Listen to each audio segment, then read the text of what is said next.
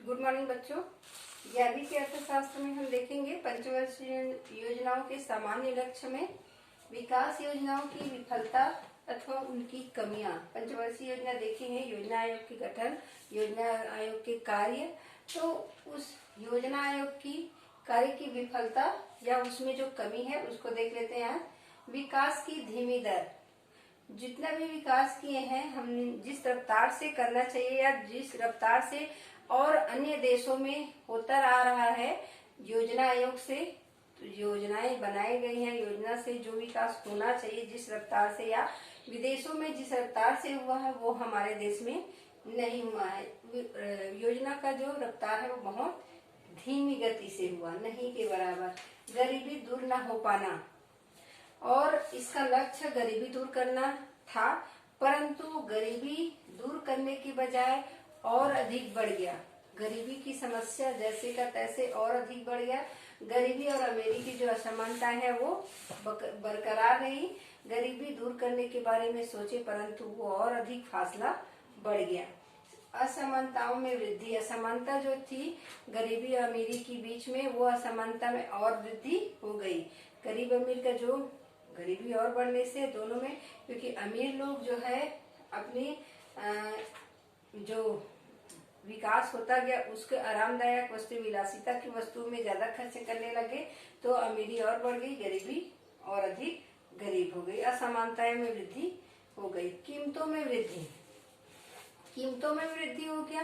कीमत में वृद्धि होने से जो है जो जितना भी वस्तु हम जो भी अमीर वर्ग जो है आरामदायक वस्तुओं में खर्च करने लगे, विलासिता की वस्तुओं में खर्च करने लगे और कीमत जो है बढ़ने लगे। आम जनता जो है क्रय शक्ति उसका समाप्त हो गया, क्योंकि क्रय शक्ति किसमें करेंगे? कीमत बढ़ने से वो सामान को खरीद ही नहीं पाएंगे।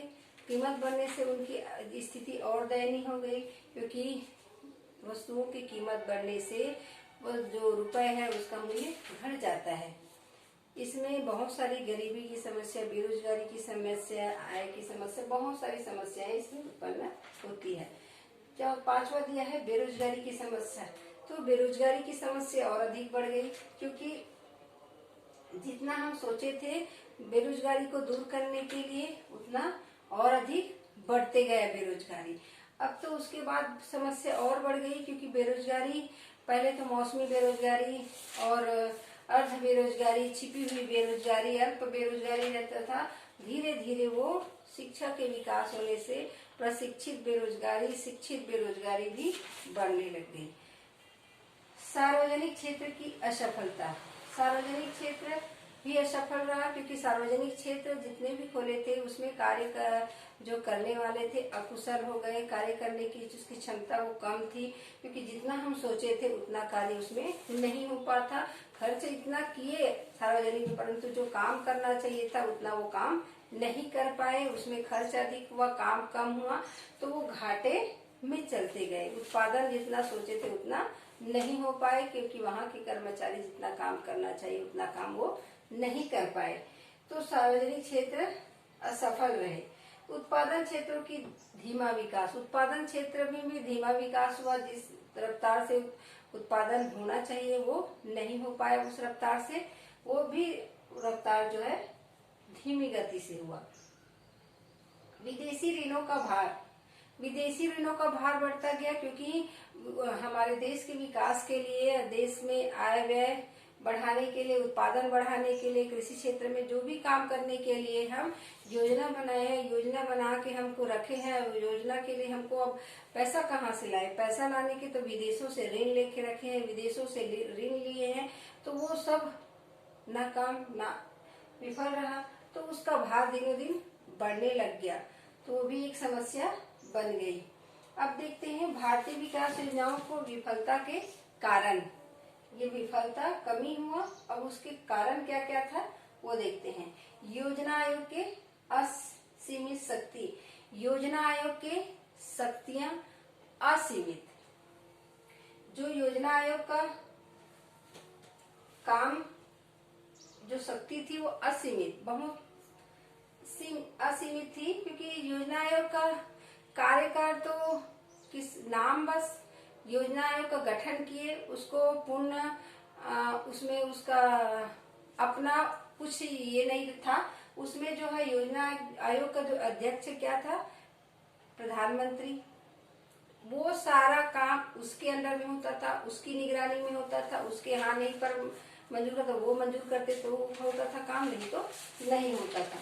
तो उसमें योजना आयोग का कोई उसमें महत्व रहता ही नहीं था। वो किसके इशारे पर करता था, योजना के जो अध्यक्ष होता था। तो ये भी एक विफलता का कारण हुआ। वो अपने हिसाब से काम कर ही नहीं सकता था, उसको उतना फ्रीडम दिया ही नहीं गया। दूसरा है योजना आयोग का कार्यकरण। उसका कार्यकरण, क्या काम करना है, कैसे काम करना है, उसका पूरा एक राजनीतिक ये बन गया। क्योंकि जो भी वहाँ पर योजना आयोग का राज्य है, सरकार है, जिसके कहने पर वो होता था, वहाँ पर जो उन लोग कहेंगे, जिस हिसाब से उन लोग खर्चा करेंगे, जिस क्षेत्र में करेंगे, उसके हिसाब से होता था। इसमें योजना आयोग का कोई रूपरेखा नहीं होता था। ये राज्य और केंद्र के हिसाब से होता था। जैसे जैसे मंत्री जिस हिसाब से होता था, उसी के हिसाब से कार्य किया जाता था। भेदभाव नीति होता था। क्योंकि जैसे जैसे केंद्र में जिसकी सरकार है, राज्यों में उसकी सरकार है, तो वहाँ पर अधिक काम। अगर केंद्र में अलग सरकार है, राज्य में अलग सरकार, तो उस क्षेत्र में कार्य कम होता था, उस क्षेत्र का विकास कम होता था। जिस योजना का जैसा अनुदान उसको दिया जाना था, उतना अनुदान उसको नहीं दिया जाता था। उसमें भेदभाव किया जाता था। ये राजनीतिक ये रहता था हेरफेर कि कौन से क्षेत्र में कितना अनुदान दिया जाए।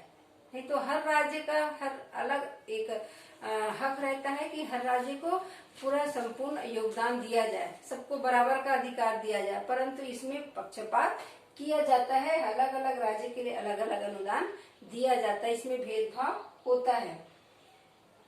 इसमें राजनीतिक के अनुसार भेदभाव किया जाता है। योजना प्रक्रिया में दोष, जो योजनाएं बनाते हैं उसमें प्रॉपर दोष पाया जाता है। किस आधार पर योजनाएं बनाते हैं, इसका उन लोग अच्छे से अध्ययन नहीं कर पाते हैं कि योजना बना रहे हैं किस ध्येय पर बना रहे हैं, कितना लागत आ रहा है, इसका सही उपयोग होगा कि नहीं होगा, इसका इस्तेमाल कहाँ होगा, कैसे होगा, कितने मजदूर, कितने पैसे, इसका क्या हिसाब है, ये सही प्रक्रिया नहीं है। काले धन की समस्या, हमारे देश में काले धन की समस्या के साथ साथ उसका फिर खर्च किस में होने लग गया, विलासिता की वस्तु में होने लग गया। विलासिता की वस्तुओं में हो तो ये पूंजीपति के लिए है, और निर्धन वर्ग और अधिक निर्धन होते गए।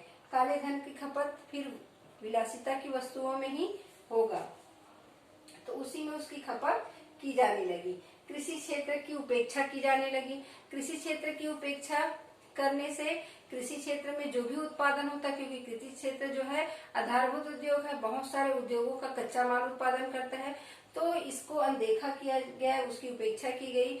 जिस हिसाब से हम कृषि के क्षेत्र में विकास करना चाहिए, उसके क्षेत्र के बारे में, सिंचाई के बारे में और आवागमन जो भी है, तो उस क्षेत्र में इतना विकास नहीं हो पाया, उसकी उपेक्षा की गई। इसीलिए जो है ये विकास योजनाएं असफल रही। अब देखते हैं आधारित संरचनाओं का धीमी विकास के सुझाव। तो इसमें हम सुझाव भी दे सकते हैं कि इसको कैसे हम बढ़ा सकते हैं।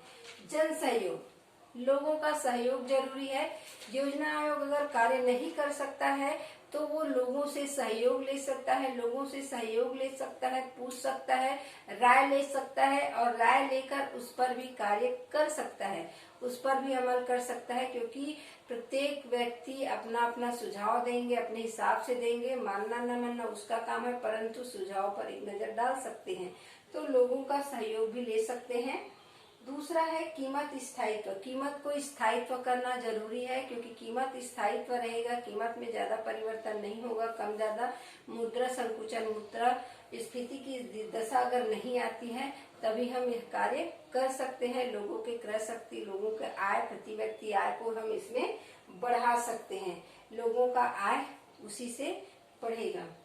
सार्वजनिक एवं निजी क्षेत्र में समन्वय, दोनों सार्वजनिक क्षेत्र और निजी क्षेत्र में समन्वय लाना होगा, मिलजुल कर कार्य करना होगा, इसमें मतभेद नहीं करना है। दोनों को मिलजुल कर अच्छे से कार्य करेंगे, तभी हम जो है उद्योगों के क्षेत्र में देश को विकास की ओर ले जा सकते हैं, क्योंकि दोनों के सहयोग से कार्य जो है अच्छे से हो पाएगा। चौथा दिया है गांव में गैर कृषि क्षेत्रों का विकास। गांव में बहुत 70% जो लोग हैं वो गांव में निवास करते हैं और गांव में सब कृषि पर ही निर्भर है। तो सबका कृषि पर निर्भरता कम करने के लिए वहां पर गैर कृषि कार्य जो है पशुपालन, मुर्गी पालन, दुग्ध उत्पादन, इन सबको बढ़ावा देना चाहिए, ताकि जो कृषि पर निर्भरता है वो कम हो, उनका आय बढ़े, लोगों की क्रय शक्ति बढ़े। उसके लिए गैर कृषि सहयोग का विकास करना जरूरी है। मुर्गी पालन है, दूध उत्पादन है, और इन ऐसे ऐसे कार्यों को उसमें लगाना चाहिए, प्रशिक्षित करना चाहिए, ताकि वो कृषि पर निर्भरता उनका कम हो। बचत एवं विनियोग को प्रोत्साहन देना चाहिए। बचत एवं विनियोग को प्रोत्साहन देना चाहिए, ताकि हम अपना कुछ सब बचत करें, उसको विनियोग दूसरे हम बचत करते जाएंगे उसमें, तो उसका हम बैंक बचत का उनको प्रोत्साहन कैसे देंगे? ब्याज के तौर पर, लुभावनी ब्याज के तौर पर हम उसको थोड़ा सा लुभाएंगे, तो उससे थोड़ा सा उनको लालच आएगा, बचत करेंगे, और वो बचत हमारे उद्योग को बढ़ाने में काम आता है। तो बचत को भी प्रोत्साहन देने में हमारा जो है आधारभूत उद्योग है वो बढ़ेगा। मानव शक्ति का प्रयोग, ज्यादा से ज्यादा मानव शक्ति का भी प्रयोग करना चाहिए, क्योंकि मानव जो है बहुत है, बेरोजगारी अधिक है। तो मशीन का प्रयोग कम करके मानव शक्ति का प्रयोग अधिक से अधिक हमको करना चाहिए। विदेशों पर निर्भरता कम होनी चाहिए। हमें ज्यादा से ज्यादा उत्पादन अपने देश में करना चाहिए, विदेशों पर निर्भरता कम करनी चाहिए। विदेश से सामानों को कम मंगाना चाहिए, जो भी हो सके, जितना भी हो सके अपने देश में अगर उसका उत्पादन हो सकता है तो हमको यहीं पर उत्पादन करना चाहिए। अब हम देख लिए हैं कि इसका सुझाव क्या क्या है। तो ये रहा विकास योजनाओं के विफलता के कारण, और कारण है तो उसका सुझाव। आगे अब हम देखेंगे अगला अध्याय।